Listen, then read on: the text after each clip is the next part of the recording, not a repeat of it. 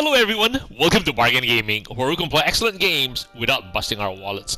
This is episode 157 of Mountain Blade Bannerlord, and the reason why I think it's about time I gave another update as to where the situation currently is. Right now, the Aserai is being hit from both sides by both. Ooh, the Southern Empire just got Habyar. Wow. And then the Western Empire is besieging Kuyaz. Or they have taken Kuyaz, and the Aserai is trying to take it back. So that's the current situation. And then I think, yeah, the Aserai are being hit from both sides. And then the Batanians are currently at war with the Valandians. And then the Khuzait, I think, is at peace. They are not doing anything at this point in time. Yeah. Sturgia is also currently at peace. Yeah. So Valandia versus Batania, and you know there is not much going on when you. Wow! I just look at all those yellow spots. That's us. Whoa. Okay. I am actually very happy the way we are right now, because we can take over something and nobody can come and take it from us because we're not even in the radar scope. We're not on the radar. So, oh, the other thing that I have done is I have increased our parties to total, including our own party, to 6, to 5, right, to 5. So here, when we look at our parties, we have the last one that we gave is Danos the Silence Party. And ooh, why is Idenor having such a hard time? And why are they taking so much damage? They are not engaged. Wow, Mitara is over at 215. Jeez, these guys. No wonder. Anyway, so when we increase this party, so we now have a total of 5 parties going on, and our daily cost is around 31,000 daily cost, because we have so many garrisons spread throughout. So we are in a serious deficit situation right now. Okay, so that's where we are. And the other thing, I think most of our kids are coming of age now. When we look at our clan, we can see that most of our kids have come of age. And yeah, look at these guys. Borun, Urien, they have come of age, and Radana and Garain have come of age. They're like 18 already. So they are, so Randana and Borun and Garain are, I think, are twins. Yeah. Okay, so they've come of age, and this tells us that they have come of age. I have never, showed this before, so we're doing it as part of this recording, coming of age. So it shows that they are being trained as they grow up. So this is so from a little boy to a youth, to a young, not even a lady, a young girl. In this case, this is Zadana. Now she is like a teenager and has come of age. Randana has come of age. So we can, you know what? I think we should send her out. We should take back Danos and then send Randana out. I think that's what we will do. But we need to get her to join our group first. And she came all the way from, I think, both Garain and Randana will be coming all the way from Umbrella. So I don't know what their armor is. I think their armor should be very good. I don't know if we have extra armor for them. Okay. Anyway, so yeah, just just makes me think.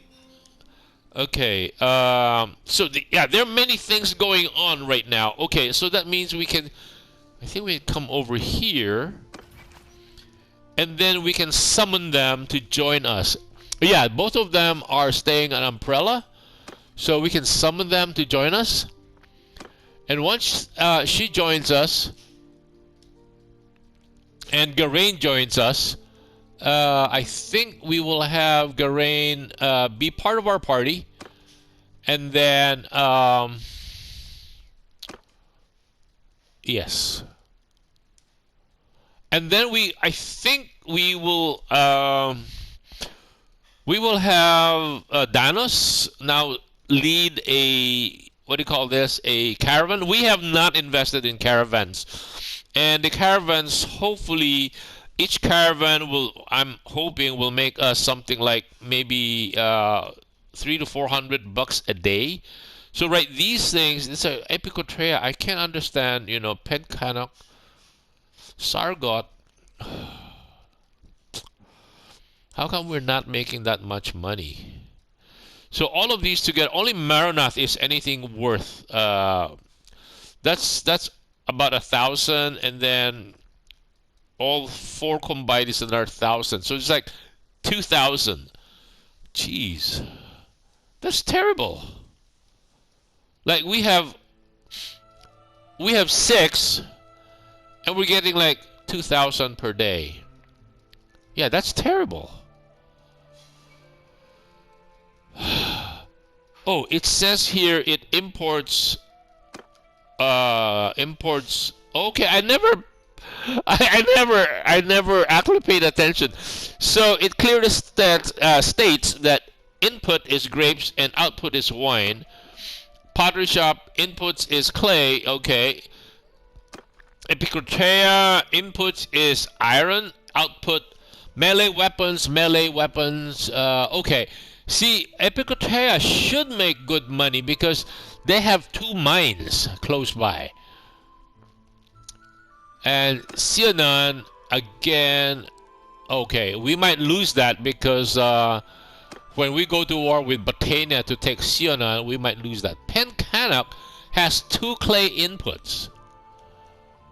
But why is not making that much money? Weavery, flax turns it into linen. Okay, I don't know what...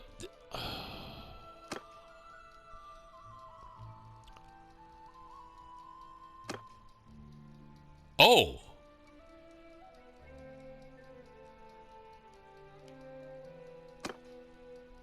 Oh! I never saw this!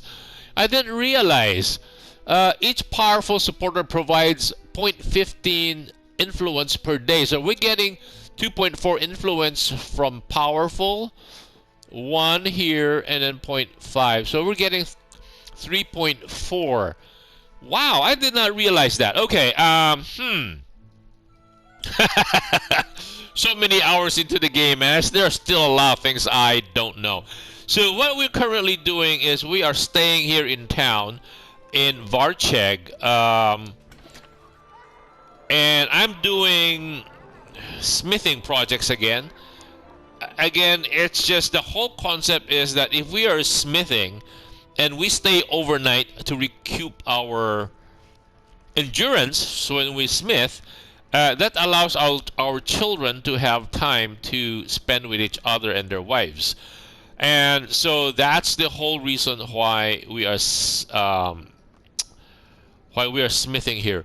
And the other thing is that I don't remember if I have the perk, like, because there's a perk that I think a part of the charm perk where when we're staying in that town, I think we contribute something like one loyalty. Okay, so yeah, those are things that I have not really, the perk tree, I have not looked at them closely. So that's something we should actually analyze. This one is like Gain 5 influence by winning a tournament. Gain 1 morale while in a besieged settlement. This is 10% with 1 random, 30% more likely to have children. Okay. You gain 1 renown and influence for each issue resolved. Increase influence gain from battles by 30%. Yeah, we have that. Every time you defeat, you gain 1 relationship with a random lord of your faction. 25% chance to avoid persuasion critical failures. Oh, we did not get that. 10% better chance for... Oh, double. Okay, double. So that's a positive. The other one's a negative. Okay. So these are things that I increase any relationship gain with opposite gender. Increase the relationship gain with same gender by 20%. So there are things in the relation. Oh, where are we on leadership? I think, are we maxed out? Oh, we are not maxed out, right? I think if it maxes out at 330s, then we still have 19. So that means we can look forward to increasing our party size by 19. Okay. Yeah, those are things. Yeah, the perk tree is just so numerous, and totally understanding each and every one is actually an achievement in itself. I don't think we can get through all of them, or I can get through all of them in one playthrough, because, yeah, the other side is that we have not yet declared our own kingdom, and once we declare our own faction, it brings in a whole new set of a new dimension to the game that we're currently not exposed to, and it will be under this tab. Right now it's grayed out or blacked out, right? This under the kingdom menu, because this is a clan menu. This one is a clan menu. This is a kingdom menu.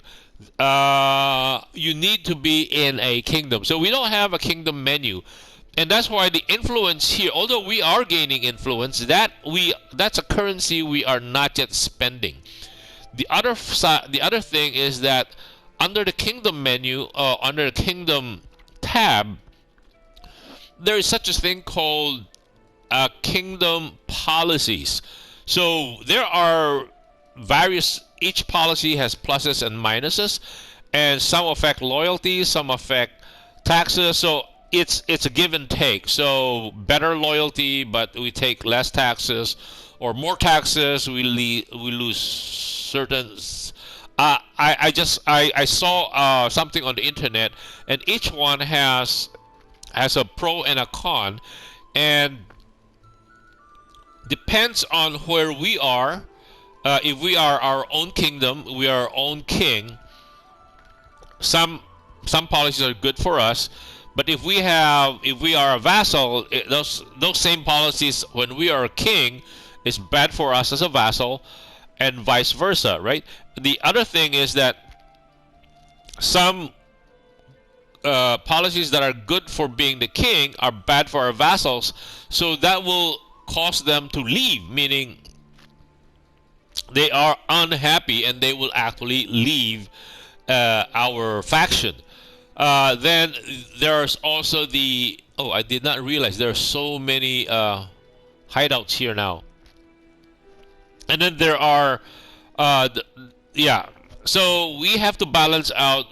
Sometimes what's good for us, maybe we take a big hit, but we retain our vassals. So at the early start of the game, at the early start of our kingdom, it makes sense for us to use use policies that are good for us and bad for vassals.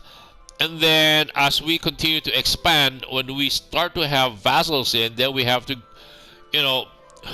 balance it out. So maybe some of those will offset some of the negatives. Will for the vassals will be offset by some of the positives for the vassals. So in essence, or I don't know. So until we get there, everything is up in the air. The other thing we have not done is visit Razi. We have not been there in a long time, and I am actually happy that Habyer has been taken back by the Southern Empire. So if we declare our own kingdom, our biggest threat will be from the Kuzites because they are just next door to us in Umbrella. And Razi will now be kind of half partially insulated by Habyar, so that they will go after Habyar first before they will go after us. Right? So I think Kuzate, and right now I am keeping our boys single. I'm hoping that we will get a marriage proposal from the Kuzates and the Asarai. We already have Kun from the Kuzates. And so right now, if we look at our clan,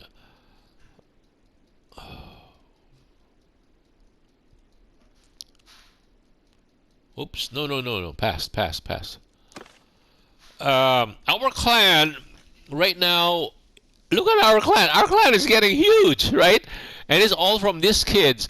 And these are our grandchildren already. So we have 3 grandkids. And that's primarily from Zyra. Okay, Zyra, and I have been trying to see if we can have more grandkids, and our kids are not very cooperative. So Zyra has 2 kids. Kun and Giselchild has 1 each. That makes 4. And Diosora has twins, so we are at 6 now. So I am a little disappointed that they are not taking advantage of our spending time in town.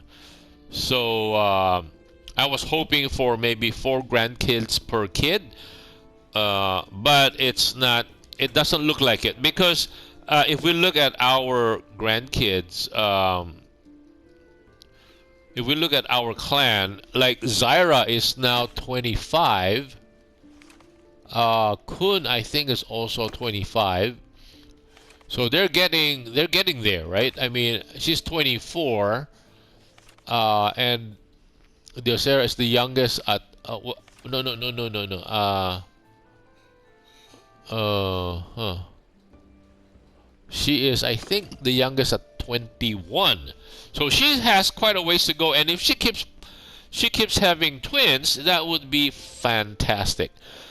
So here we are back. So we enter the smithy, we go through our smithing process, and that's basically the whole purpose of this episode, is to update what's going on, and we are continuing to refine materials, or giving our kids time for togetherness. So like Borun is now. Oh, no, not you, not there. This one. This is the one.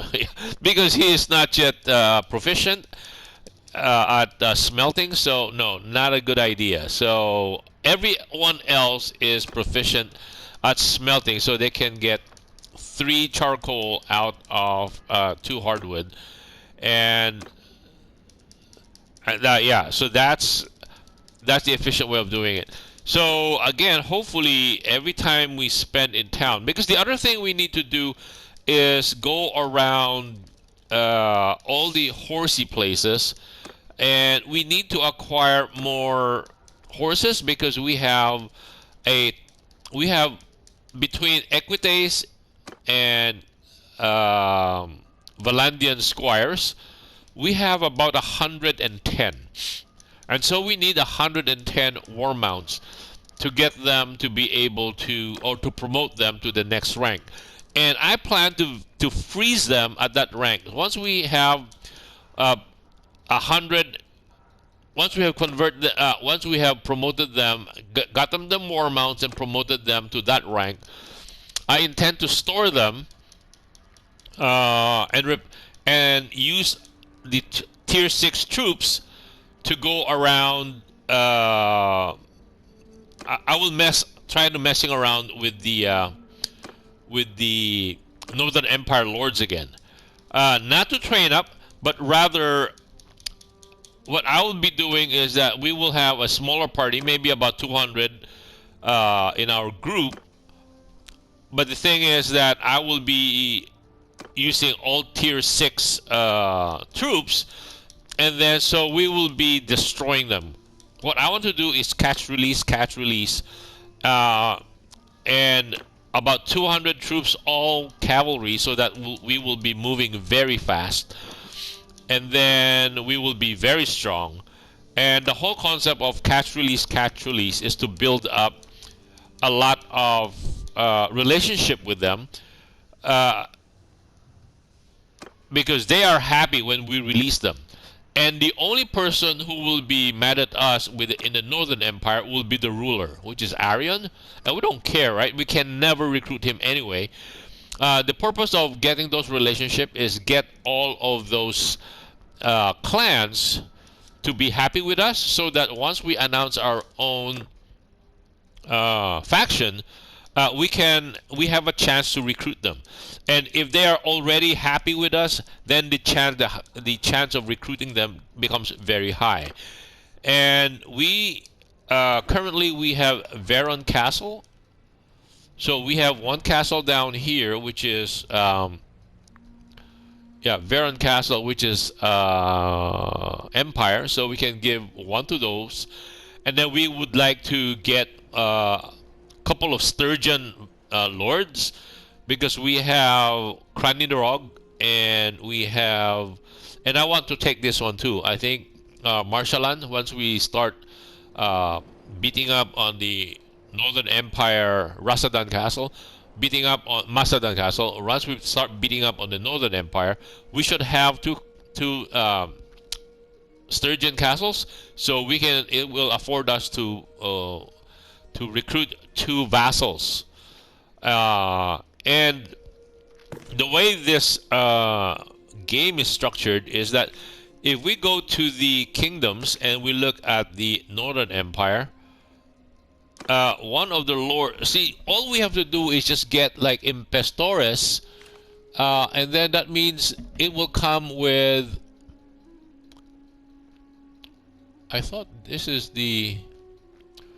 So they will be like this one will have 3 members that can lead parties, or we can get another one. Let's say if we can get this one. Wow, it has so many lords, but again, I think each lord, and this is what clan tier are they? They're clan tier 5, so they can lead a party of 4. So that means and then they will have to pay for their own parties. And this party has so many young kids yet, right? They're still growing up. So it would be, the Argoros would be one of the guys we will try to get. And so Argoros, how about Neretzis? Neretzis are, not bad too. Although a lot of their older folks have died, but they have a lot of kids too. So that's good. So we will be eyeing one of them. And then for the so Arion, so this guy hates our guts. So look at our relationship with them. It's minus 14, but we don't care, because we're not gonna what do you call this? We're not going to recruit him anyway. He's a king. Like this guy, we have 48 relationship with him.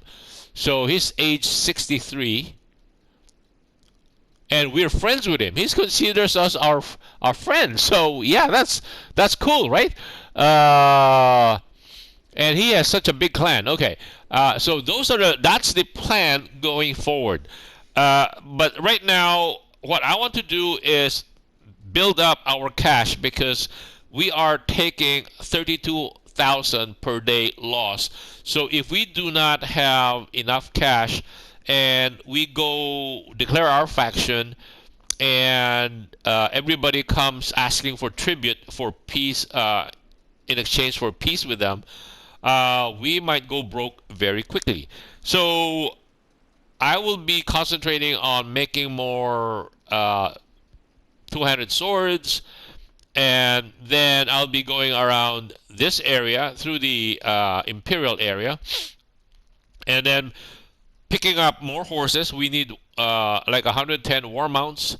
At the same time, I'll be going to all the capitals and also to the Valandians, because the Valandian cities we're discovering are actually like Praven, Oxhall, Rovald, or even Ostican. They have about 100,000 as a budget. I mean, we can, so by hitting one of them, we can cover 3 days worth of expenses. So that's the current, our biggest problem right now are our expenses.